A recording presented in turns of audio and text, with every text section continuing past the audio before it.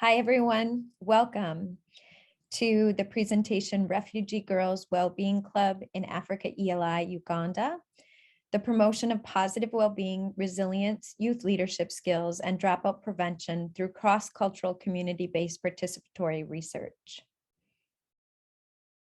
We're really excited to be here. We're going to take a moment to introduce ourselves. My name is Dr. Amy Votney-Bintliff. I am a professor at the University of California, San Diego, and I have had the pleasure of working with everyone that you'll soon meet. So I will hand it over to Zahara Namanda to introduce herself. Thank you, Amy. My name is Zahara Namanda, and I am the Executive Director for Africa Education and Leadership Initiative. And Dr. Panina?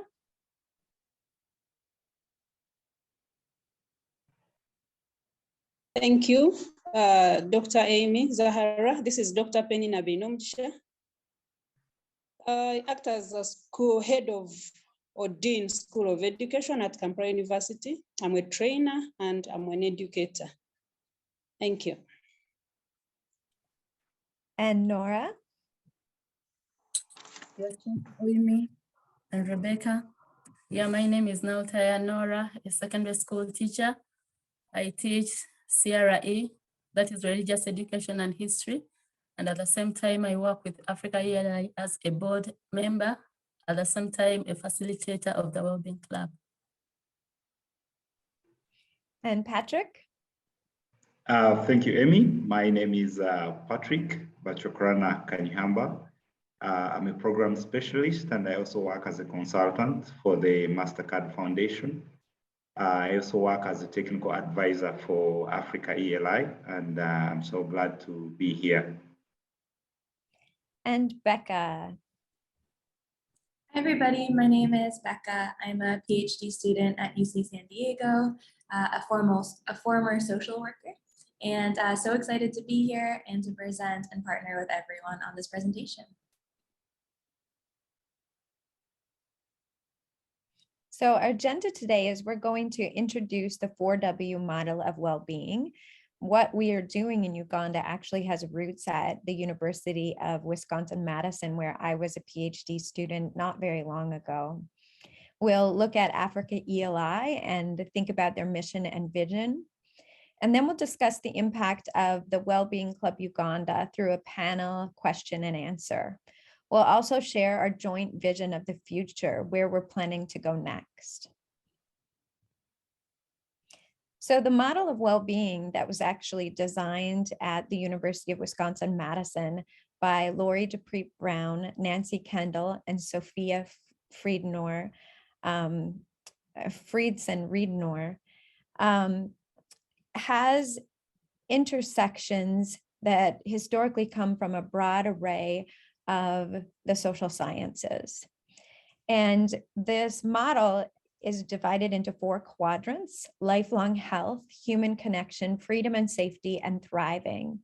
In the center, you'll see what we call the pedals, which are the dimensions of well-being. Well-being is a multi-dimensional construct, and many of the things that you see on this model are present in other models. You'll see something like mutual care, belonging and engagement, purpose, voice, and growth. Those are present in other models like Carol Riff's model of well-being. When you look at some of the other things that are in the model, we have things like fair and just community, basic needs, care for the earth, personal safety, and freedom from harm. And these were actually built upon by work in 7 countries that extended over the period of 30 years that our research team was working on these. And they were mainly with conversations with women and children within the community. And they were saying, you know, there are these other aspects of well-being that can't go unnoticed, that are really affecting how we function.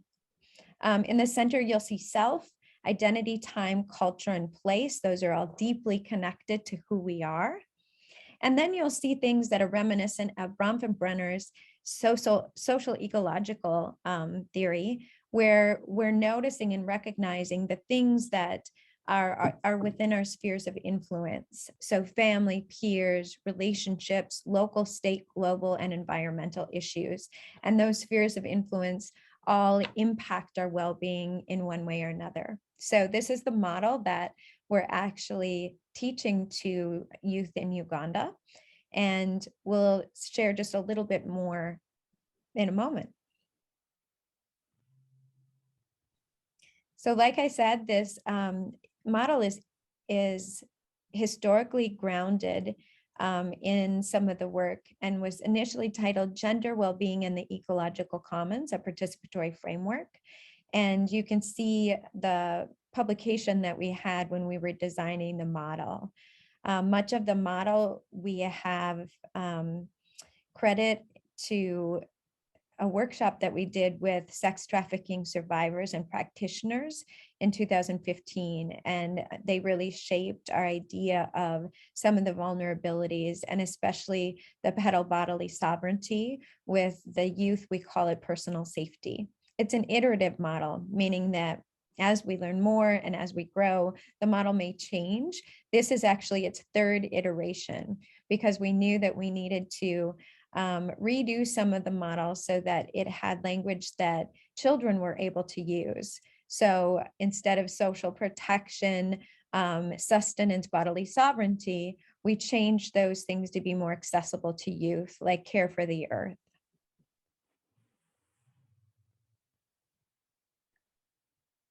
Thanks, Amy. So now I'm going to speak a little bit to the Wellbeing Club. The Wellbeing Club is a curriculum based on the model that Amy was just presenting on. And so this Wellbeing Club consists of about 11 different modules that go through a number of activities with youth. The first point about the Wellbeing Club is it's art-based. In every single module and every lesson, there is an arts component, and youth tend to really look forward to this and explore a lot of their different facets of well-being through art. And art means, broadly artistic, drawing, but also theater and music and painting and a lot of different activities. The Wellbeing Club is also student-centered. As I was mentioning, a lot of hands-on activities that they do throughout the club. There are discussion circles, and these discussion circles are a format in which each person has an ability to speak and to have their voice and to contribute to the larger community, to share about both personal well-being and community well-being. And each session also has a mindfulness script. So youth get introduced to mindfulness if they haven't done it before, and then get to practice these scripts, these mindfulness activities throughout the club. And the Wellbeing Club, we're excited to share that it is available freely for international use. We can follow up with more information on where you can find it, because we're still narrowing down the specifics of where to host it and how to distribute it. But at the end of the presentation, we have our email addresses. So reach out if you want to see any of these modules for yourselves, and eventually they will be available for everyone in the world. And here are some objectives of the Wellbeing Club. I'm just going to read these briefly because I think each of them speak to a very different and very important part about what the Wellbeing Club is trying to do with youth and with communities. So the objectives of the Wellbeing Club, the first is that youth will define a multidimensional framework of well-being for themselves at this point in time. They will recognize, reflect, and identify the impact of spheres of influence on their lives. They will give voice to assets and challenges to their well-being. They will utilize artistic expression and multiple domains of expression. They will receive support and validation within and from group members. They will develop social networks and peer social supports. They will identify ways to self-advocate and access resources regarding their own well-being within their spheres of influence. And they will identify oppressions and injustice impacting self or community well-being and develop a youth action plan to empower youth leadership.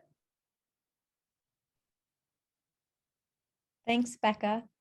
One of the things that we've really worked on with Africa ELI is contextualizing needs within the community.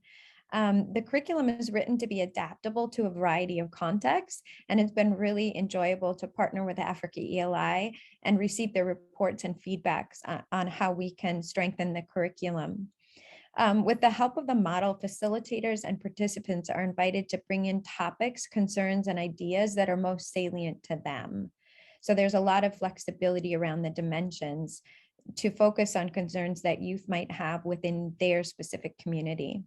It allows for facilitators to gain insights into participants' well-being over time, as well as for participants to feel less alone after hearing each other's stories.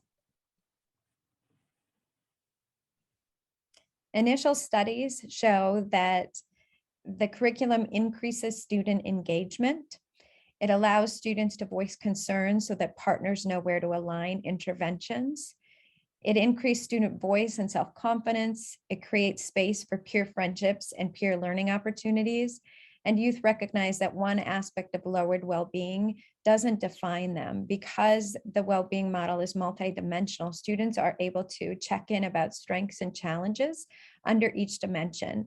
And throughout the week, they're noticing that even though there might be challenges in their lives, there are other dimensions that they're having positive interactions with. And so it gives them a sense that one problem doesn't necessarily define them and equal a complete lowered well-being. And now I'm going to hand it over to Zahara to share a little bit of information about what Africa ELI is. Thank you, Amy, again. Yeah, Africa Education and Leadership Initiative is a legally registered non-government organization in Uganda whose mission is to bridge gender gaps through education. By providing access to education, Africa ELI has been preparing female youth to become leaders in their families and communities, engage in business enterprise, counteract inequalities, improve health practices, and work towards improving a society that benefits all citizens. We have been in existence for over 12 years, and we were in operation in South Sudan, but because of war, we had to move to Uganda. We have distributed over 2,727 academic scholarships to both local and refugee students from South Sudan in Uganda, which pay for tuition and necessary supplies. We have provided life skills training program to over 5,000 young people and established official partnerships with a dozen of schools, both in Uganda and South Sudan. We've also provided training to 188 teachers and student leaders, provided over $50,000 in special assistance directly to schools. And currently we are working with Dr. Amy Bentley at the University of California lead for the Wellbeing program to actually roll out the Wellbeing program in Uganda after its pilot. Thanks, Zahara. So we're now going to have a panel discussion so that you can really hear from the Africa ELI team. Becca and I will ask questions, and then we'll give space and time to hear from our friends in Uganda. So Patrick, this question is for you. How did COVID-19 impact youth well-being in Uganda? Thank you, Amy. Maybe just to give you a little bit of a background, Uganda has one of the youngest populations in the world. We have over 8 million young people who are idle. They're not in school and they're not engaged in any form of economic activity. So what COVID-19 did was to accelerate these vulnerabilities. A lot of these youth live under caretakers who lost their jobs and livelihoods. Some even lost their lives, which greatly affected metrics such as meals per day, diversity of diets, and also reduced the living standards of the young people. So this exacerbated the psychosocial well-being of the young people, and also the restrictions due to COVID and the lockdown. They also reduced their access to social protection since they were not reachable by the authorities and the community. So a lot of young people found themselves in situations where they were affected by traditional harmful practices such as early and forced marriages to reduce on the pressure of the household, consumption needs, but this also spiraled into sexual and gender-based violence, trafficking, sexual slavery, sexual reproductive health issues, including complications in pregnancies and child mortality. So all these really affected the lives and the well-being of the young people. A lot of youth were also engaged in forced labor from the family in order to support the family's livelihoods. Some were also taking care of patients at home, including COVID-19 patients. Some girls were entrusted with the burden of caretaking for the homes, which had an emotional and psychosocial mental stress on them. And then also maybe to talk a little bit about the education part. Uganda had the longest school closure in the world. The schools were closed to 2 years globally in Uganda. So although a lot of young people transitioned to studying remotely, a lot of youth could not access the tools that they needed to access and have the education online.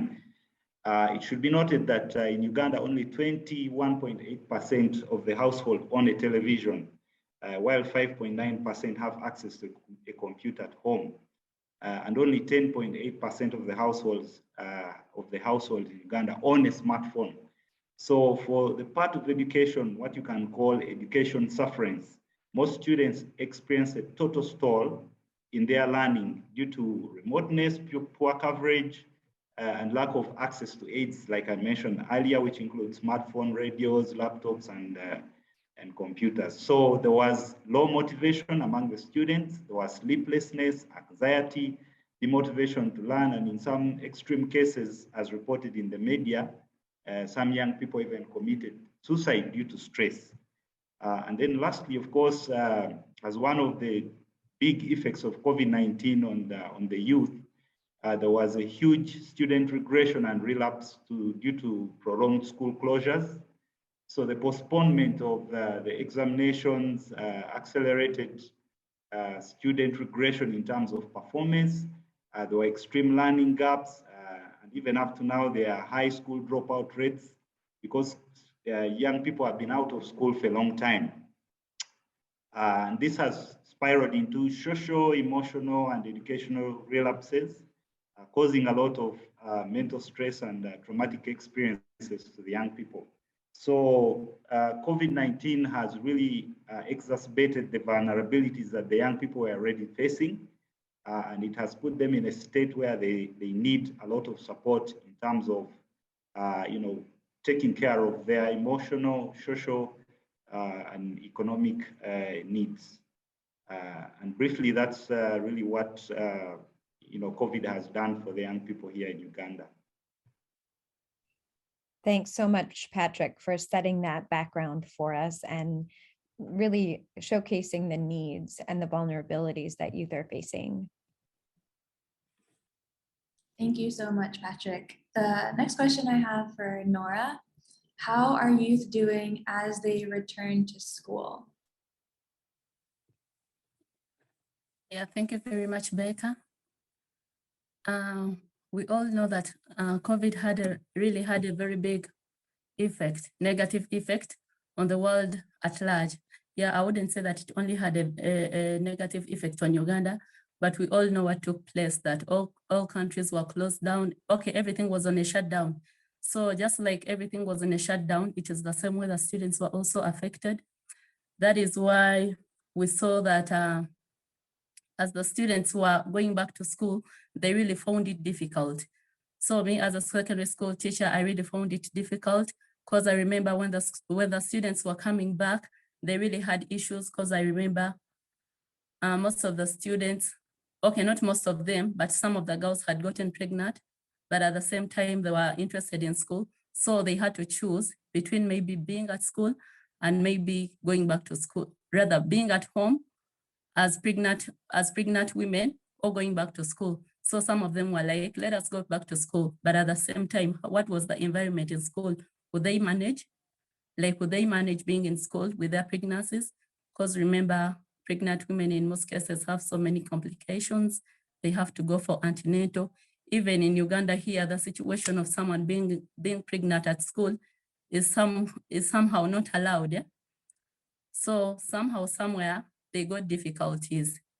So that was a challenge to them, that is the young girls, especially in secondary school, and a few of the girls who are in primary school. And the other challenge that they faced, the challenge that they faced as they were going back to school was also that most of the students had gotten engaged into groups, peer groups where they got into drug taking, which is a habit that is not allowed in school in Uganda. So remember, as they went back with such habits, the school had to see that they eliminate such habits, but at the same time, that is what the students were doing at home. So in one way or another, they were somehow challenged on how they were going to deal with this, because they had to be serious in school or engaging themselves in class, but at the same time, they had gotten adopted to this character. So the school is fighting with such habits. And also the other thing is about the stress that students have in school. So the stress that comes as a result of them being engaged in work, because, you know, just like Patrick has said, in Uganda here, there are so many parents, and there are so many parents who cannot properly take care of their children. So when the pandemic came in, the parents told the students to somehow go and look for ways of survival. Yeah, they had to go and look for ways of survival. So we saw, I don't know whether you saw on the news, but on the news they would often show young girls and boys selling things in the market and on the roadsides. That means all that was just a way of looking for survival.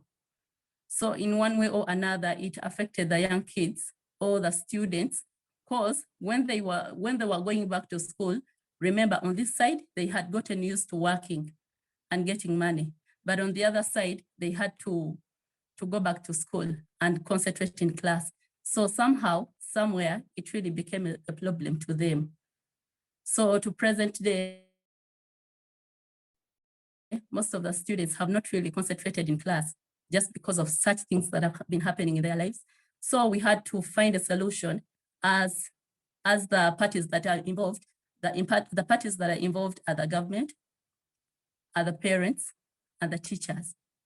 So we had to find our roles as parties that are involved to help these students. So however much the students are not yet settled, we as the entities that are involved have to find ways to see how we can help them. For example, if we can talk about the teachers, we as teachers, we're finding ways of how to interact with the students in the classroom setting once again. Thank you so much, Nora.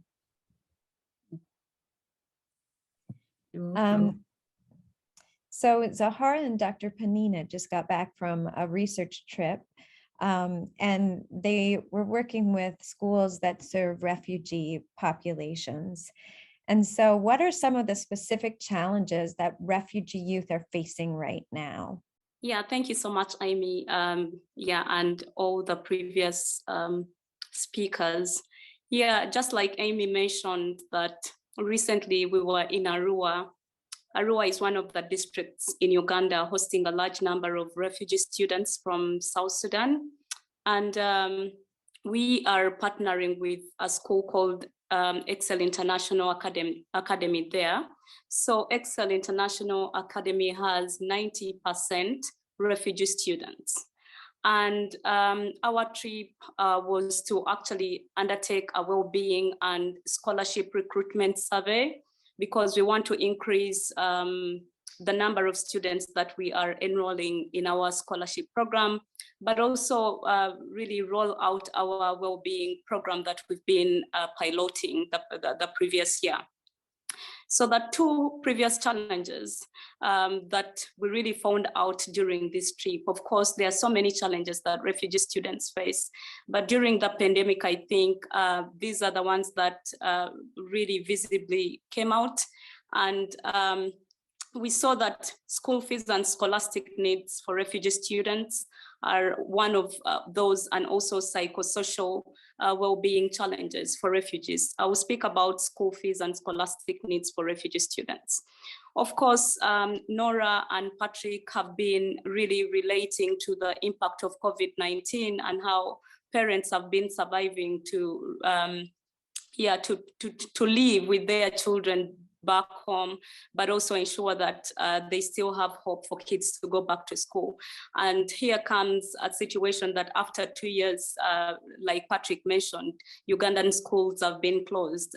Within a blink of an eye, they are open, and parents really need to collect themselves together and look for school fees, scholastic needs for children. And if the local parents are really overwhelmed, just let us think about the situation for refugee students and refugee parents.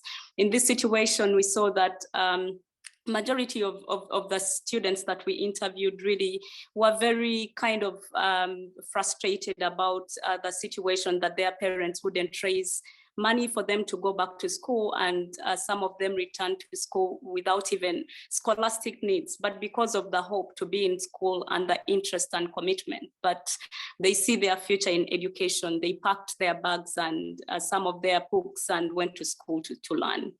So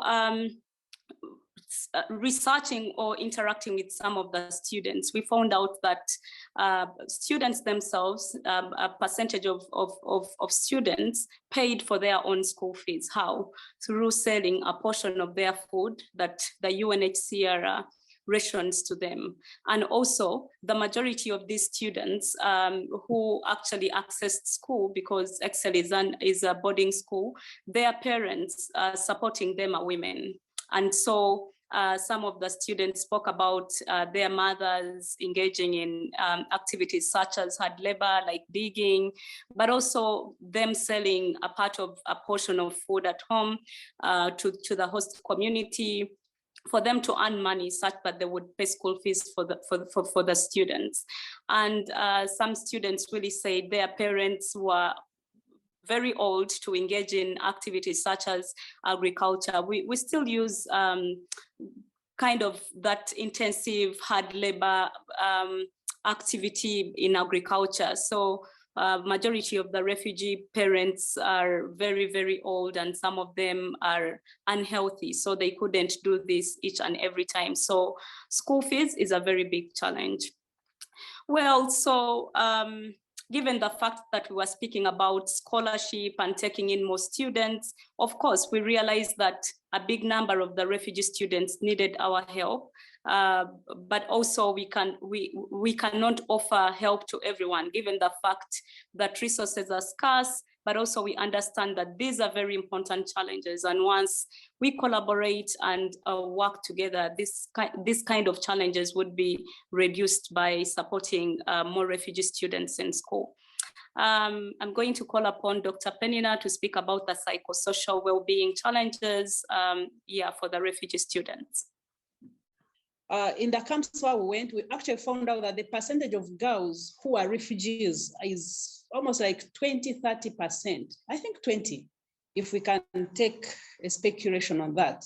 So girls are still very, very few in school, and we're asking what could be the reason for this. And much of it is that some get married very early, some actually are very devastated. They got so old, as Nora was saying, they feel like they can't fit in the school setup. So another big challenge, apart from what Zahra has mentioned, is the psychosocial challenge or challenges. With these refugees freeing their homes in Sudan, this increased the risk of post-traumatic stress syndrome and disorder, and many traumatic related disorders, which have led to a lot of dysfunctional behaviors that impair the ability to cope with the social and family life. We look at, for example, there's no social connection. When we go back to the well-being model, what we use. So basing on the well-being model, we find out that the displaced refugees have really lost touch with their families. The basic needs, it's something like, I don't know if I may call it a dream. Zahara talked about selling food, which is supplied to them. And then the mutual care, some can't even trace their parents in any way. The personal safety is in a wanting situation. The belonging, some are child heads. The expression, voice and expression, the entire well-being is in a state where you look on and you're like, oh God. So as we look into the effect of COVID on the girls and the refugees, these are the people who actually have no families. When we talk about peers, they have nothing much they can even share with their friends. We met quite a number of students as we were doing interviews. And there was this girl who is 24, and she is a mother of 5, aged between 9 and 16 years. She's in a boarding school. She left her children home with, alone actually, with her nephew, who is 16 also. So she leaves them in the home. After receiving the portion of food they're given, she sells some for her school fees and then some for the children's fees. And that food, the calito that remains is what these children survive on until the mother comes back home after 3 months, because our term goes for between 10 and 13, 14 weeks. So when the mother is away, the children must survive on that little food. And I don't know how we can think about that. She could tell me and I would feel tears rolling down on my heart. Then there was this girl also who is a mother who got pregnant during COVID, but her father was very, very strong on her. And the father told her how she has to keep in school. And, we see them being detached and having all those issues here and there. Then we also saw some of the children who are excommunicated, the adolescents who are, detached from their parents. Some were sent away, excommunication. Then some just lost their parents during war. And they can't find them. So they are child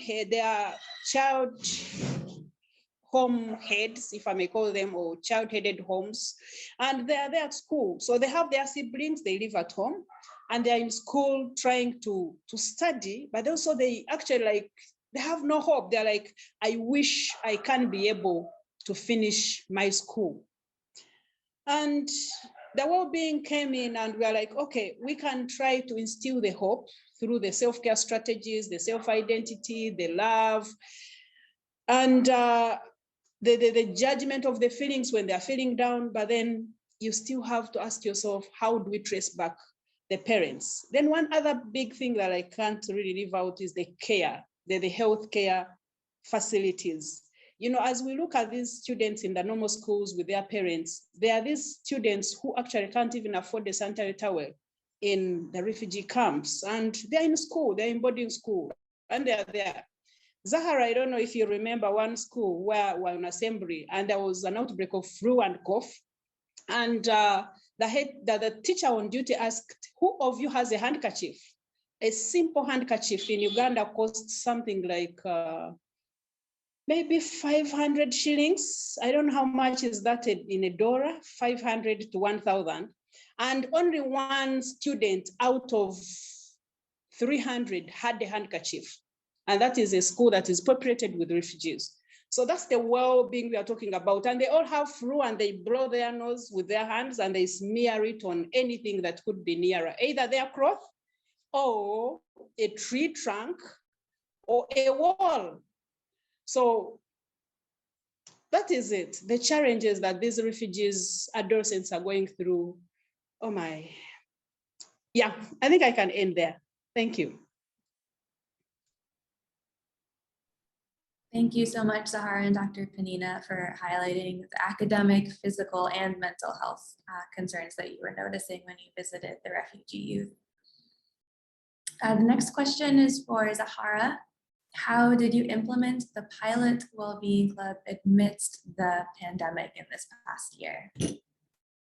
This is a very interesting question about implementing Wellbeing Club amidst the pandemic. It was a very exciting moment, but also very challenging. But however, the process for implementing the Wellbeing Club during the pandemic was highly collaborative. Our dedicated teams from the University of California, San Diego, led by Dr. Amy and Becca, and the Africa ELI team in Uganda, led by myself, were highly committed to undertake this program.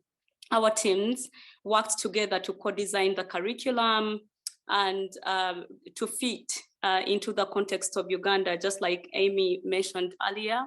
The design modules were then piloted into phases. The phase one, we piloted 1 to 4 modules, which included, of course, the dimensions of well-being, like Dr. Penina was speaking, and then 5 to 10 that emphasized the self-image of learners and the community project.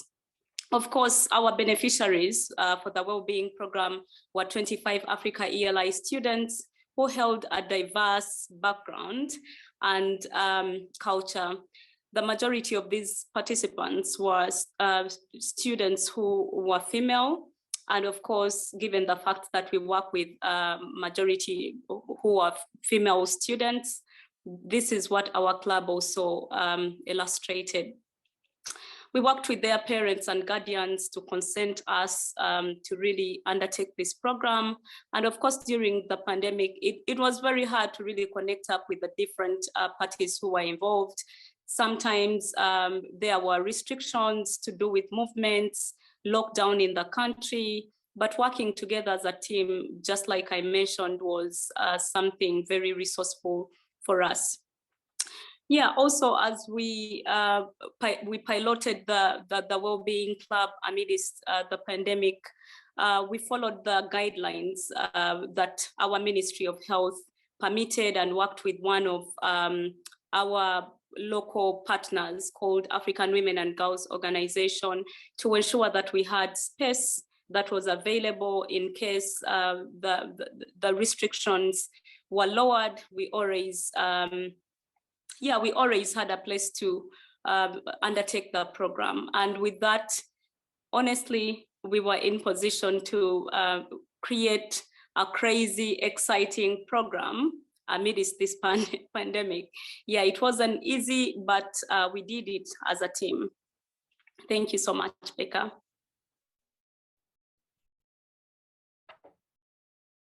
Thank you so much. So, Nora and Dr. Panina were the facilitators of the Wellbeing Club curriculum. So tell us about it and tell us how it went and how the youth responded. So Nora, I'll hand it over to you to talk about what that was like. And generally, just so you know, the Wellbeing Club curriculum is written into 11 90-minute modules. So we in the US use it through an after-school program often, and some teachers embed it into their school day or their advisory. In Uganda, we actually had to have students together for full days. And so they got to be together all day. We provided a really nice lunch for them and time to play. And that was an important part of the sense of belonging, is that they were able to spend full days together. So I'm going to hand it over to Nora right now, and you can pass it on to Dr. Panina to just tell us how it went.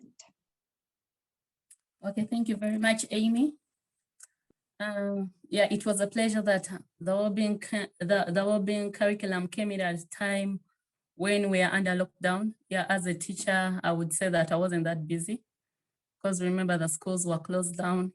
Yeah, same applies to the students. The students were also just home helping with house chores and maybe doing some other engaging things with fellow youth. Yeah. So Yeah, we instructed the well-being with Dr. Penina, and that was the first pilot. The first pilot was done. The first pilot was done in February 2021. Yeah. It was instructed in February 2021, and I really think it was a very good experience. And we also had the second pilot, which was done in September 2021. Yeah, by then, just like I've said, the students were just home. So it was easy for us to mobilize a few students. And that was a group of 25 students whom we called upon. And they were very excited because remember, they had taken time when they are home, just relaxed and doing house chores. Like they were not that much engaged. So it was very good on their side. When they came in, just like Dr. Amy has said, we provided them with good lunch. We engaged them. So at the end of the day, they were very excited to be part of the club. We taught them new activities. Yeah, I would say we taught them new activities and new ideas. So under the Wellbeing Club, we taught them how to deal with peers, how to deal with themselves, personality, how to deal with the environment. That was all under the dimensions of well-being. Because in the dimensions of well-being, we have how to care for the earth. Yeah, what is our purpose for life? How to express ourselves. Then voice and rather how we can flourish and grow. How to care for the earth and how to free ourselves from harm. Then the engagement. So all those activities were under the well-being. So remember, these students were somehow, somewhere missing this.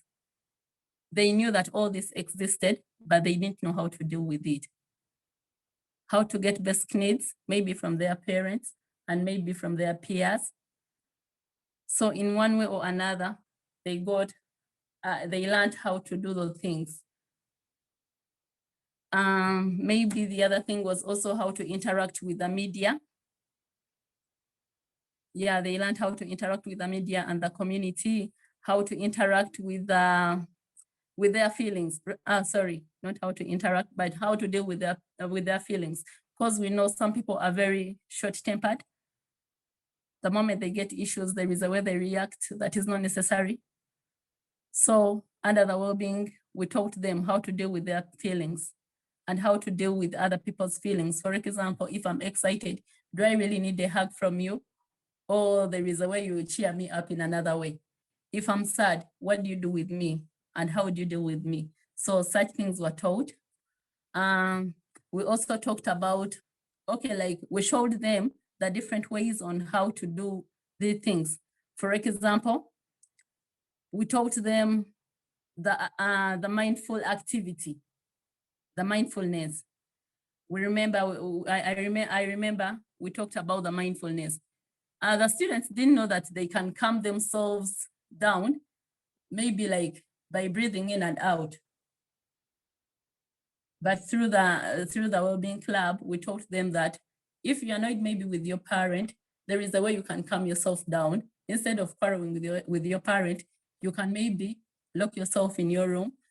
You sit in a rightful position, you breathe in and out. Somehow, somewhere you feel relieved. We also taught them the artistic learning. That is, how are they going to express what has been taught under the well-being by using diagrams or pictures. That is why we take an example of the portraits. People were so excited when they do themselves. They were so excited, they didn't know that they can even come up with such a portrait which resembles them. They were really excited. At the end of the day, they really came up with pictures or portraits that somehow resembled them. And to present day, some of them have hung them in their houses because they feel that that is me. We also taught them how to be organized, like when they're talking, using the talking piece. It is not a matter of just talking anyhowly, but it's always very good for one to be organized when you're talking. When you're talking to when you're talking with maybe when you're talking in a group, it is very good to give someone an opportunity to first talk. Then you also maybe raise up your hand and you talk. Maybe like, for example, when you're in class. Now for the well-being, we're using the talking piece. We would give you the talking piece. So that means that was your opportunity for you to say something. And in case you didn't have anything to say, you would pass the talking piece to the next person. So that is how organized we were. Yeah, thank you, Nora. Thank you for that introduction. Oh, wow. The Wellbeing Club in Uganda is really exciting. And then we see the self-care strategies. Do I have these students who, sorry, maybe if I may call them adolescents or youth, who had actually like given up, and you know the age of 12, 14, 20, 19, you know, these adolescents, puberty stages disturbing them. And this came as a therapy because some actually never knew, how do I talk to my parents? Some had already been beaten, some had already been punished extremely and severely, but then they learned on how do I care for myself? If I need this, how do I even communicate? The communication skills. Some actually never knew, how do I respond to my parents, especially in this, they're already stressed by school closure, they're already home for so long, and the parent is still saying, do not go out. We had this girl who is from Congo and is in a community where they're speaking Uganda, and the family being alien, if I may call them refugees, they never wanted the girl to go out to socialize with these people. And they were wondering, why are you staying here for so long? So this girl had to learn how to talk to the parents and even how to help them cope up also in the new community. And at the end of the day, the mother, we had an engagement with parents, and the mother was extremely, extremely happy and appreciative. So these girls learned all that, their self-image, Nora has talked about them. Then one major thing on the self-image, you know, we tend to judge ourselves, especially at that age, our personality, our abilities, basing on the media. So there are these stereotypes that keep coming in the adverts: who has a big butt, who has a beautiful face, who has a nice phone. So we took these girls all through, and the Wellbeing Club in Uganda is just amazing. These girls are doing amazing work, and you go outside and you feel it was a call that came at the right time. Yeah, I think that's all I could say, maybe in the interest of time. And maybe as a lecturer, when I went through the curriculum, I used this in my classes, and I realized that the pedagogical skills were really important. I started using the mindfulness activity, I started using the talking pieces, and recently we have what we call school practice, where we go to see our students in internship. And I found my student using that in one of the schools where he is, and I felt very, very amazed. And students were in that relaxed mood, participating freely, and it's one tool that we should have. Thank you. Thank you so much, Nora and Dr. Penina. That is so exciting to hear how the Wellbeing Club went in Uganda, and really cool, Dr. Penina, that it's helpful for your students at the university as well. All right, so Patrick was able to be at the Wellbeing Club and was able to engage a lot with some of the boys that were a part of the club as well. What were some of the benefits that youth reported from the club? Thank you, Amy. Personally, I think that the well-being approach should be an integral of any learning environment because the outcomes are almost immediate. So before the inception of the club and the training, the youth were really shy. They expressed worry and fear to associate with the peers. However, throughout the training, most of this changed as most of the youth were able to express themselves. Others reported having enhanced individual and personal development. There was reduced stiffness in expression. You could see that some of the youth, as they communicated confidently as compared to when they had actually come. at the beginning of the trainings. A bit of self-discipline, as some of them reported that the parents actually are the ones that had reported that the youth had now started, behaving well at home and participating in the activities in the home, including the home chores. There was a bit of increased self-esteem and growth in competences such as public expression and speaking, and a lot of independence in decision-making, and also understanding of activism and advocacy. One of the things that really caught my attention was a young boy who came up to me and said that throughout the well-being training, he had actually discovered what he had wanted to do with his life, because during the training, as they talked about purpose, he was Googling on his phone, and he said he had always had an interest in ICT. So he walked up to me and spoke to me about that. And since then, I was able to connect him to a coding class, which was free. I gave him resources online, which he could go back home and leverage on to begin his career as a young man. So apart from that, of course, there were other benefits in terms of high awareness of the environment that surrounds the youth and where they thrive, especially caring for each other, but also caring for the environment. Throughout the trainings, as they go to learn about care of the earth, they occasionally, during breaks, you'd see youth picking up trash and putting it in the trash can to make sure that the environment where they thrive was clean. And that's why I say the outcomes of this training are immediate. And then most of the youth also reported having improved relationships at home and reduced tension between their peers, parents, and teachers. During one of the interviews that I conducted, one of the girls said that before the training, she was having bad relationships with the mother because the mother didn't want her to own a smartphone. But since through the training, they were able to communicate. And also the parents reported having better relationships with their children, which was quite exciting and an exciting outcome of this training. And then, of course, lastly, I would like to talk about the community project. Within itself, it activated a sense of connectedness between the youth and the community. They felt a sense of belonging as they were doing this project. They felt valued, but they also felt that they were giving a positive contribution to society. And also being that they did the planning for this community project and they organized it with support, of course, from the team. They felt confident and they felt the ability to be able to harness future leadership capabilities within themselves. And it was not only exciting, but it also brought out the issue of mutualness in terms of identifying challenges, but also finding opportunities to address these challenges.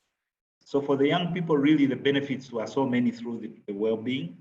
And I believe with the more proliferation of this club into other schools and institutions of learning, I think that a lot of young people will benefit from this, and they will not only benefit in terms of their psychosocial and mental wellness, but also identifying special skills that they need to counter the emerging challenges of the world, but also focus a lot on building their careers for future success. So this is all I could say for this, but of course the benefits are so many, but I just highlighted out these few. Thank you. And just so you all know, we did use a process of what I consider community engaged research, where the UCSD team met with Africa ELI, and we really partnered on every step of a research study that got IRB approval. And we've been able to research the effects and also look at some of the benefits. And the team is currently working on 2 manuscripts. We have one almost ready to go about the impact of COVID-19 on youth. And now we're working on the second, which is really looking at the Wellbeing Club as a whole and how youth responded to it and what the effects were.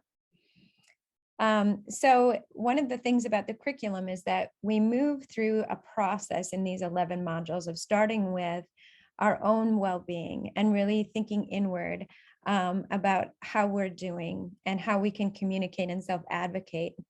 And then we move to a process of working on our own self-portraits and using art as a way to express our identity. We also look at things like self-esteem and self-image. Finally, we move the last modules into youth leadership. We really try to advocate for positive youth development.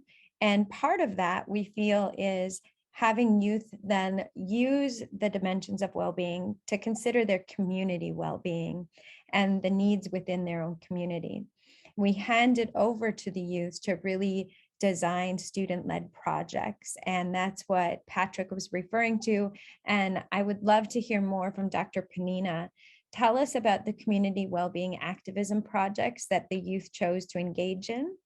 And what did the youth do to improve community well-being? Yeah, thank you, Dr. Amy. That had different activists under the theme of supporting community well-being through education, activities, and change making. You know, they were taken through different projects that have been done by the youth differently in different countries.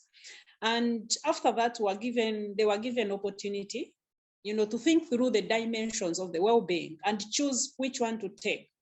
And most of them thought about care for the earth, thought about voice expression, talked about engagement, fair and just community, and belonging. Those were major dimensions that they actually looked on, and they were like, let's think through this. So they were grouped. We told them to group themselves according to what they feel, according to their capabilities, and they got into different groups, and they had their different projects. But one thing, they were limited by the COVID-19 restrictions, because that was the time when we had total closure, no movement here and there, and we could move with the permission from the police, who were monitoring everywhere. So we had very restricted areas of operation, and that also limited, but they came up with several. And one was care for the earth, where they said the community where we live or where they live is dirty, and they thought they could go around and clean. So they identified the marketplace, Kamocha, and they said, oh, that place, when you go to buy food, sometimes you keep on stepping on rubbish, used polythene papers, old, these rotten tomatoes and pawpaws on the way, and there are fries around, so we can go and do something. In that place, they even cook from there. So sometimes the leftovers are piled up there, and the cleaning companies take long to clean this place. So they chose that. And then another group chose advocacy, where they felt they wanted to go out and speak to the girls and the boys and the fair youth. Because one thing maybe I have to mention is that when we started up the second wellbeing project, the pilot, which came 7 months after the first one, the students, the youth had told their friends on what they have benefited from the first one. So everybody came with a colleague. Everybody came with a colleague, one or two. You know, we had youth over 100 the first day, and we could not hold them because we had not planned for them. So we sent them back. One Patrick mentioned had to insist, and he said, I have nowhere I'm going, I must stay here. So that one stayed, and we had to increase by one person. But the other one who went, those who went back, these that remained said, we benefited alone, we must go and show them what we have been learning. So remember, we are restricted. We can't move to communities. We can't move to homes. Even if it is 2, 3, you can't move from a home to home. Even a home will not open for you because of COVID. They will ask, who are you? What do you want? So we had to tell them to practice everything, and then we record. We have a recording which is on YouTube. I think it will be attached in our sharing. So they did cleaning of the market and the advocacy. One, they talked about this adolescent girl who got pregnant and stopped school. And this is common. And that is what most of them were going through at that time. Patrick shared about this girl who had issues with her parent. You know, they're home, they're tired, they're stressed. Everything, every month, you know, morning from 7 to 7, you're in the house seeing the same face, seeing the same person, having the same communication. The parents, sometimes we can be so nagging. This is very dirty. And they had given up on everything. So having a chance of coming into the well-being, you know, it was like, thank you, God. And then you think about the other colleagues who are still home and who are not even bothered. But then we also remember, we have to keep in mind that we have girls who also have luck. Some, because of puberty, they want to go and experiment out the moods and the feelings. There was this boy telling them, you're so beautiful, I can have everything for you. And then there's also this one who is lacking, who can't afford a sanitary towel, who must go and get a sanitary towel from this man who will sleep with her in exchange. So girls get entangled into all these activities. Pregnancy comes in, HIV comes in, and at the end of the day, they thought of the same group that never had the chance to listen to us. So they acted out that, and they reached out to their fellow adolescents. And then we acted and it was short. Then the second one, we went to the market. We supported them because each group was supposed to make a budget. They did. They made their budgets and we supported the budgets. These groups, they had leaders. The group that was going to the market had to go and liaise with the market leaders, local leaders. They got their phone calls, they called them, they went and fixed appointments by themselves. Because what are we trying to do? We are trying to let them, you know, we are trying to make them identify any scenario, any challenge, any issue in the community, any concerns, and then how can they be of help to improve the well-being of the community? If their well-being is improved, then how can they improve the well-being of the community? So by identifying the leaders, even of the community, of the market, was enough to show that these people are now responsible. Because Patrick mentioned of being fearful. They were trembling at first. You could not talk and someone looks into your eye and answers. But it was so great to see them making phone calls. Hey, I am so and so. We would like to have a meeting, and in a very good, thorough way. So one thing I would say is that we saw the planning, the organizing and executing skills coming up. You know, when you learn to plan, you learn to organize. We are this number, we need 500 shillings for this, we need a broom, we need this, we need that. You know, it was very, very exciting. And then one other big impact that we saw is that the community engagement to influence and have a corrective action. You know, when we are seeing them, community engagement to influence, you know, you can engage a community, but you don't cause an impact. But this is a call made by a 13, 14-year-old girl to come and clean the market. And the market is super clean at the end of the day. I think that was a big influence. It was call for action. And the community members kept on looking at these girls and the boys and were like, oh my God, we wish our children were here today to see how these young girls are cleaning and young boys. You're carrying that is very heavy, it is too dirty. And you know, these women kept on, making noise here and there. And then other people followed us and they'll say, oh, let's sweep with you. Come, let's help you. It's us who dirty this place. And then we had made some posters and then they were ready to say, put it here, maybe it can guide these people who normally keep this dirty, press dirty. So it's one thing that we saw the community engagement coming in very openly. Patrick said there was an immediate effect, an immediate impact that doesn't even wait for long. Then the self-esteem, you know, these girls and boys felt so big to see themselves carrying, you know, at first it wasn't good, but then they were like, wow, we have made this. The confidence levels were so high and they would walk into you and you're like, Madam, Auntie, thank you for the day. You know, at the end of the day, we had one of our girls who had to dance herself out, who was very, very quiet into herself, the first pilot, and the second pilot, because I think she had already gotten, you know, all those effects, and she could not keep into her her box anymore. And she could openly act out. She could openly speak. Can we have this? Can we have that? And then the leadership. The second well-being, we never struggled with who can help into this, who can do this. They could pick themselves. It's me to do this today. Yeah, please, can we do this? They could easily arrange themselves. So the leadership skill was so high, the confidence, the planning skills, you know, the appearance itself was so high. The dressing at the first time wasn't good. You know, you can even have a dress home, but you don't know how to put it on. How do I appear? How do I talk? So, wow, I think that's all I would say about the community well-being project. And the fellow youth were very, very excited. So when this, the YouTube went out, we posted, we're getting different communication from the youth.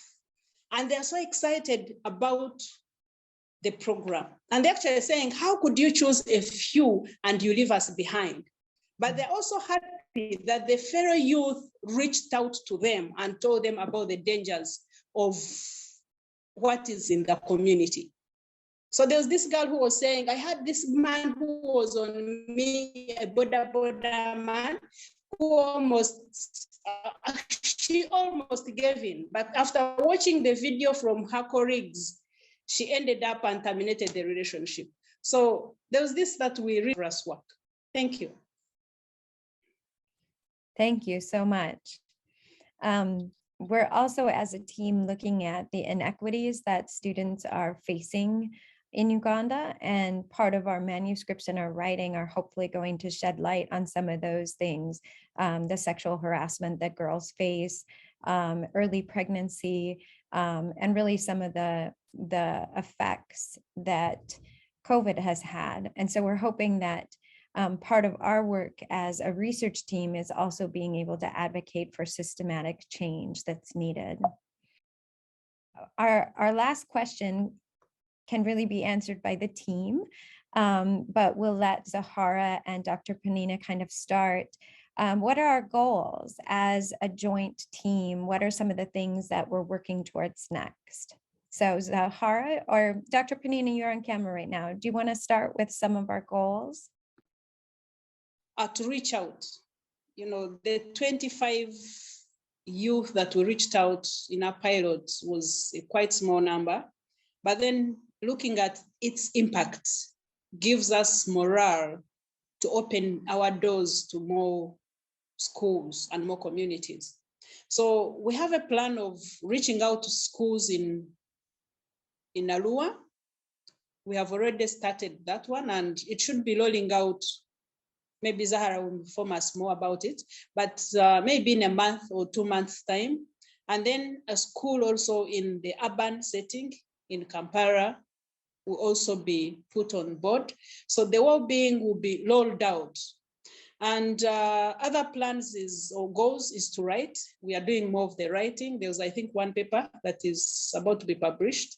I'm looking at one on how COVID affected the social connections of the youth. And as I was sharing, we actually see that most of the youth felt we are not in school, and at home it wasn't good at all. So that part stressed the youth and actually the parents themselves.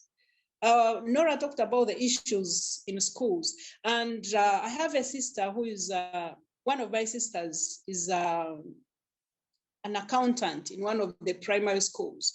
So this morning she was telling me how unruly pupils are because they have outgrown their age, their classes.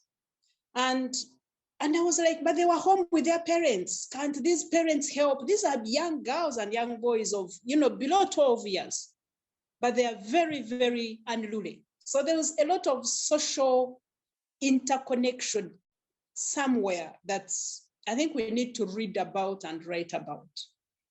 Yeah, Zahara can add on. Thank you. Yeah, thank you so much, Dr. Penina. As I know the next steps, just like Dr. Penina said, we are also looking at working together with teachers, especially we've had a need for teachers to really professionally develop their skills working with refugee students. And also given the fact that the pandemic has really flipped the chart in terms of how teachers relate with the learners, given a very long period of the pandemic and school closures. And so this gives us a chance to really bring the teachers on board, work together with them, but also care about their well-being, emotional well-being, and classroom engagements. Just like we earlier said, that the well-being program is very instrumental in enhancing participation and relationships between teachers and students. So we are planning all of this as we really look at rolling out the curriculum into our partnering schools. And then we still really offer a chance to our local students, because as we are working with the refugee students in our partnering schools, we are also working with the local youth within Uganda. So we are still looking at rolling out the curriculum to our local beneficiaries as well, such that they can also tap on the benefits of the well-being, just like Patrick mentioned earlier. And so as a team, as we undertake research, we are also undertaking practical and practical kind of like approach at schools within the communities, to continue enhancing the well-being for both the local students and the teachers, as well as ourselves, because we really work with students, and all of those issues we highlighted are very traumatizing to us who really work with the kids and also the teachers themselves. So the well-being is not only impacting the schools that we are working with, but also on us as the instructors, as the kind of like implementers of the program. Thank you. I will let Patrick and Nora say a few last things. If you can keep it brief, it would be great. What are some of the goals that you have for our project? I'll have Patrick go first. Sorry, I think for me, really it's creating a funnel in which we can bring in more participants and beneficiaries, because as you can see, the well-being has an effect in the community, at household and personal level for every young person. So for me, if we can continue to engage, if we can continue to funnel in beneficiaries, we can also look at new opportunity areas, working with the community leaders, working with the government, civil society, and having as many partnerships as possible, so that we can mainstream the well-being within our community and society. I think for me, it will go a long way in improving the lives of the youth, but also creating a clear pathway in which they can be successful in future. So really, for me, that's what I see as the long-term aspirations of Africa ELI and also the Wellbeing Club, making sure it's proliferated in schools in Uganda, but also we create ownership and sustainability for it. Thank you. Nora, any final goals? Yeah, one of the goals that I'm looking at is to build the confidence of the youth, because I've come to realize that in Uganda, we have a problem with confidence. Yeah, especially with the youth. For us for us when we're teaching, we mostly point out the students who are sharp in class. And in most cases, they don't give opportunity to those people who are shy. But looking at the wellbeing curriculum, when we're using the talking piece, of course, we give an opportunity to each of the students around. So that means that the moment that the talking piece comes to you, in most cases, you'll be like, now that it's my turn, I have to speak. So in one way or another, they are building your confidence.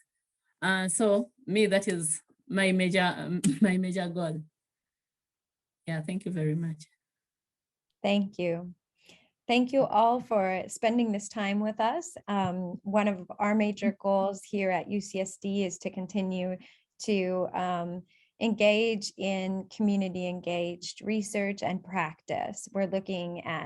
We've written some grants. We're hoping to get some grants so that we can really grow the program, both in Uganda and here in the United States.